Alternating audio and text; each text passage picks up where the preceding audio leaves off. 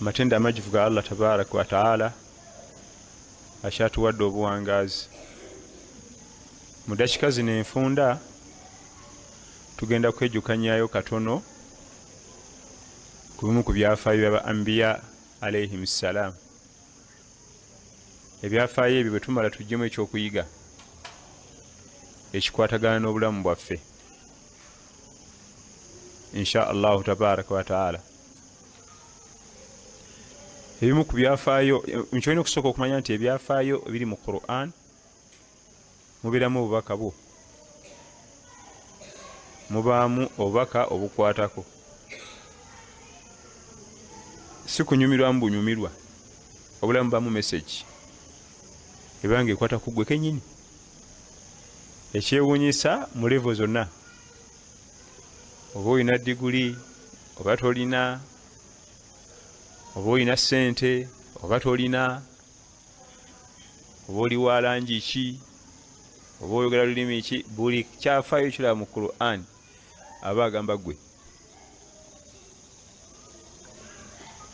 Tusoma ekyafaayo kya Nabbi Yusuf alayhi salam, era kyekimu ku byafaayo ebimanyikiddwa ennyo. Nabiyullahi Yusuf alayhi salam, ekyafaayo ekyo Allah yali atusigira obulamu. Nabbi Yusuf alayhi salam obulamu bwe bwonna bwatambulira mu hard life, juwa kaali, obulamu nga buzibu nnyo.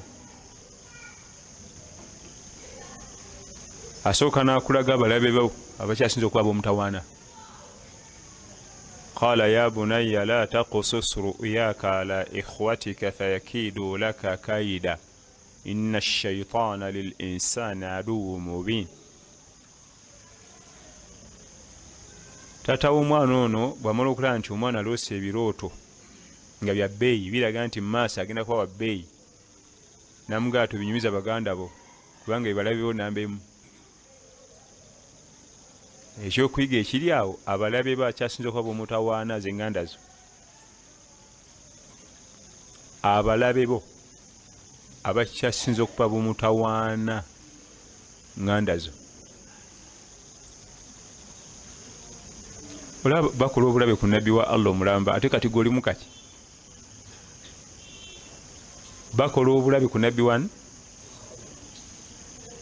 naye gwe oli mukaki, nga bakumanyi n'obukendeevu bwo, bakimanyi oli mugayavu wa sala, bakimanyi ogubirana n'ebyomukwano n'ebirala.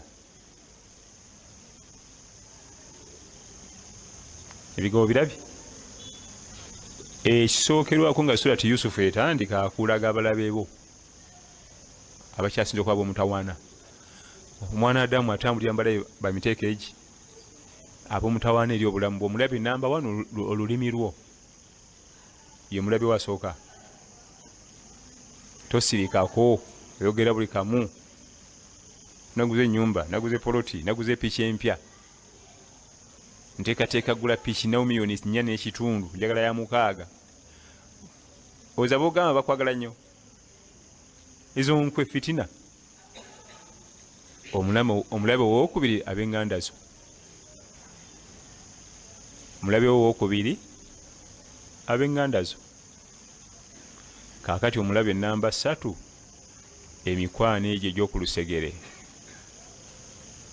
Abo babulabe b'omwana Adamu. Okubanga olina mukwano gwo nga mu Pakistan, ng'abeera Pakistan, ayinza okukolako obulabe oyo gw'olawo n'okulaba, tamanyi na bitambula mu bulamu bwo, naye mukwano gwo oyo yali close. Nabbi Yusufu alayhi salam baganda bamukolako obulabe era ne bumukuba, ate nga nabbi. Ne bamusuula ave waka afiire mu luzzi. Abaamulonda mu luzzi nabo kye baamukolera kyali kimu, ne bamufunamu akasente akagula ebinyeebwa. Allah agantu washarawuhu bithamani bakhsin darahima ma'duda wa kanu fihi min az-zahidin. Bamutunda obusente buki? Butini we buti. abamugula ne bamutwala nga muddu slave abo bonna kubonaabona nakulira eyo nga musireevu mulamba aba kyattunkana bwa sireevu ne bamugulako emisango gyekirisa maanyi paka mu nkomyo myaka 10 kisa mugimanyi naye ekyewuunyisa Allah ali atulaga nti wadde obulamu buyinza okukaluba ne butuuka eyo yonna togwanga mu ssuubi bwakyalumu nabbi Yusufu alayhi salaamu n'agwa mu bintu obulamu bwonna ne bukyuka yabonaabonera ebbanga ddene naye bwakyo olunaku olwo tiyaddeyo okumanya kibayita kubonaabona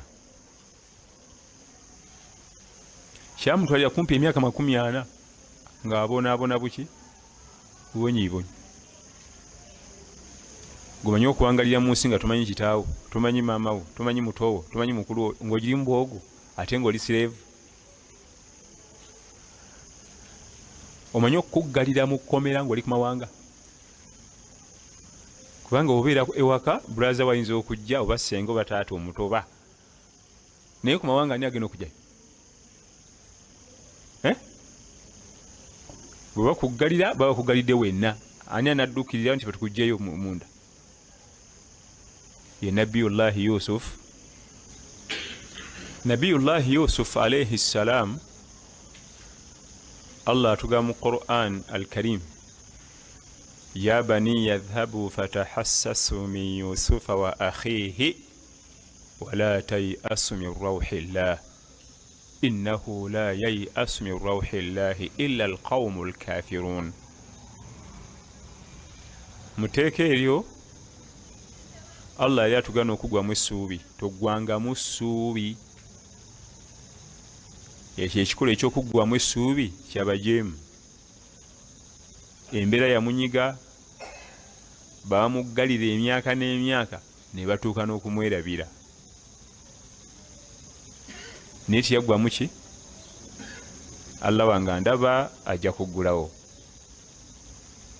kabaka amala kuloota galooto nga gali complicated abuuza ani amanya ekirooto kino ani waliwo omwami olaga nti waabeerangayo akasajja eyo mu kkomera nga kamanyi oba naye nga wayise emyaka kakyaliyo oba kaafu katugende tulabe okukebera nga akasajja kakyaliyo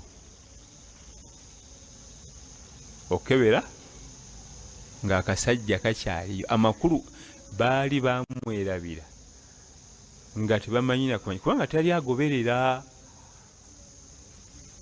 wano bamwe bakuteekayo mukomera abagoberera baba bangi maama taata braza wo mukulu simanyani naye musajja watu ali ku mawanga ate abadde sireevu kubanga jukira sireevu talina makulu ani addawo mbadde ku sireevu. Allah tabaraka wa taala waayisiza ne bamukwasa ministry ya finance nga yasalawo esente ezifuluma n'eziyingira yasayininga. Mbagaye nti ekyokuyiga ekisookera ddala ku nabbi Yusuf alayhi salam togwangamu ssuubi embeera esobola okukaluwa ebbanga 40 years ng'ali mu kubonaabona na duniya. Ffe tukabya akajanja osanga omuvuka myaka 23 yenna mbu sente zibuze ali awo alaja oko kajanja emyaka 40 abonaabona kati 25 aba yabonyebonye osooka n'ojjako 18 ng'akyali mu bazadde kwa 25 wasigala emeka kati ogwo 7 okabaki kubanga ajjukira okuva ku myaka ogusooka mpaka kumpi 18 19 oba mu mikono gy'abazadde bo oba bakulabirira nyali awo yennyamidde sente zikoze eki obulamu buzibu ensi nzibu. Nabiyullahi Yusuf alayhi salam yaseyeggukira epiriyodi ya myaka 40 nga talabye kibaita ssanyu nga tamanyi lugoye lupya tamanyi kagaati ndi ogwo mugaati ali abimeremere bifisse anti slave ate we yamala okuva mu baslavale n'afuuka prisoner byombiri tekuliko kyangu byombiriri tekuliko kiki already slave abaira ne tewali njawulo na prisoner. Slave ne prisoner enjawulo okukola ki kufaanaga naye teyagwa mu ssuubi. innahu man yattaqi wa yasbir fa inna allaha la yudhi'u ajra almuhsinin. atya Allah n'agumiikiriza Allah jamuwa empeera ye. innahu man yattaqi wa yasbir fa inna allaha la yudhi'u ajra almuhsinin. kati obuzibu buliriddawa fe obuzibu wetusanga embeera bwekaluba nga tutetenkanya esembera ekaluba bwaba muvubuka nga Allah yamuwa ku kiwago ng'anoonya ttiimu ya sobi ng'ekiwago akiweza bulungi kasuka eŋŋuumi nga yeegattako eyo ttiimu sente zibuuze sina kyasikolera. waba mwana muwala nga mubalagavu bulungi bwati nga yeetyuninga ekiro nga yingira ekibuga abalala wabanga ekiwago tekiwera nebyu tetewera nga yingirira ensaasi kubanga zo sente nzeetaaga. bugumiikiriza nabiyullahi yusufu alaihi salamu mwe yayita n'aseeggukira akabanga akawanvu ne bukya ku makya Allah n'akola ki n'amuggulirawo. okuva lwe yamuggulirawo teyaddayo kumanya nnaku mpaka kuva ku nsi. omuganda nakiteekamu olugero nti zikusooka nezitakuva zamusooka ennaku niye oluvannyuma n'afuna akalembereza. bwe amala ofuna obwami ti okuva leero minisitule ya finance yiyo baire balina omuzzayo mukomera akimenye ebibye kubanga yali awangalidde ebbanga ddene ye nga alowooza byagenda okimira mukomera bikyamugasa kuba agenda mumasuuti mapya takyetaaga ngoye zaki zabadde nazo mukomera ezobukabu binankani biwero byakusiimuulirako ngato. bwe yali alifuluma yaliko awandiisa ekigambo ku kisenge kubanga mukimanyi nti abantu ababeera mu makomera bawandiika nnyo kuki ku bisenge okwo si nkola mpya bikadde. yaliko awandiiseeko ekigambo eky'omutawaana yalekage nti ekkomera qabrun lil ahya yentaana y'abalamu. qabrun eyo ntaana al ahya be balamu. awala ebyokuyiga ekisookera ddala oyo yali nabbi wa Allah bannanyini saburu ziri zikakongoliro naye era naye akulaga nti ekkomera lyamunyiga. kati waba alituumye eryo erinnya kati nze nawe tukole ki abo talina saburu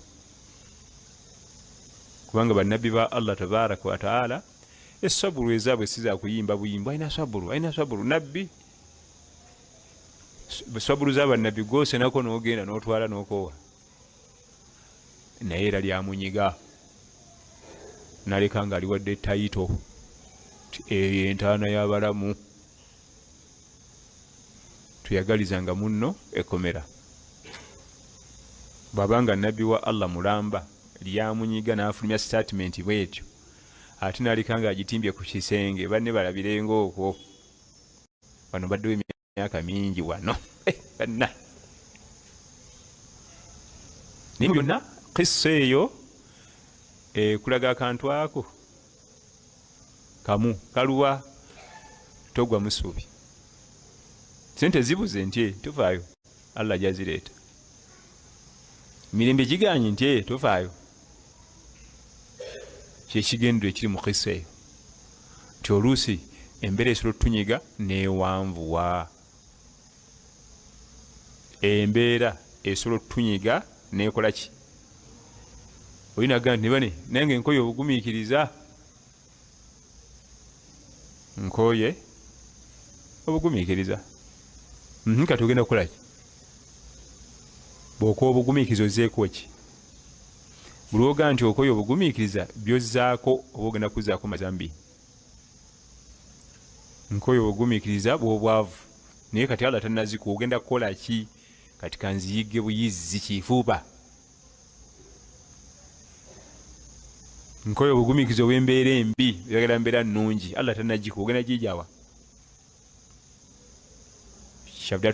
nsemyo jaffe nga tujijja ku kwagala kwajo tujizze ku ekyo Allah tabaraka wa taala kyayagala. Allahumma salli ala Muhammadin wa ala ali Muhammad kama sallaita ala Ibrahim wa ala ali Ibrahim innaka Hamidum Majid wa barik ala Muhammad wa ala ali Muhammad kama barakta ala Ibrahim wa ala ali Ibrahim innaka Hamidum Majid. Allahumma rabbana atina fid dunya hasana wa fil akhirati hasana wa qina adhaban nar. Rabbana la tuzigh qulubana ba'da idh hadaytana wa hab lana min ladunka rahmatan إنك أنت الوهاب. ربنا ظلمنا أنفسنا وإن لم تغفر لنا وترحمنا لنكونن من الخاسرين. ربنا اغفر لنا والوالدين وارحمهم كما ربونا صغار. اللهم اغفر للمؤمنين والمؤمنات والمسلمين والمسلمات الأحياء منهم والأموات.